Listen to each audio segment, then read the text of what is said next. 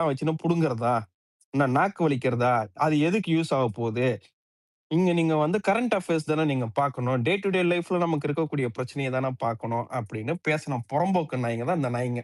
இன்னைக்கு உட்காந்துங்கன்னா 60 வருஷமா நீங்க வந்து இது வளர்த்தீங்களா? தனி மனித ஒழுக்கத்த வளர்த்தீங்களா? அப்படின்னு கேட்கறானுங்க. இவனுங்களுக்கு ஃபர்ஸ்ட்டு இந்த பேசிக் அண்டர்ஸ்டாண்டிங்கே இல்ல. இது 1.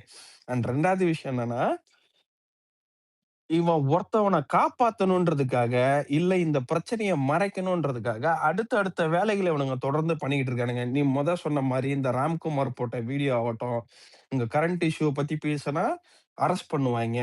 பண்ணட்டும். நீ எவ்வளோ பேர பண்ண போற? நீ என்ன பண்ருவ? நீ அரெஸ்ட் பண்ணி நான் தூக்குலயாடா போட போற லவடான்னு நான் கேட்கணும். சரியா? ஆனா நாகரீகம் கருதி அத கேட்கக்கூடாதுன்னு கடந்து போ வேண்டியதா இருக்குது. அண்ட் இன்னொன்னு அடுத்து ஒரு டைவர்ஷன் பண்ணி விடுறது. என்னன்னா, அண்ணன பாருங்க. எவ்ளோ கியூட்டான சிஎம். அவன் கியூட்டா இருந்தா நான் என்னடா அவன வறுத்து தின்னவாடா முடியும்?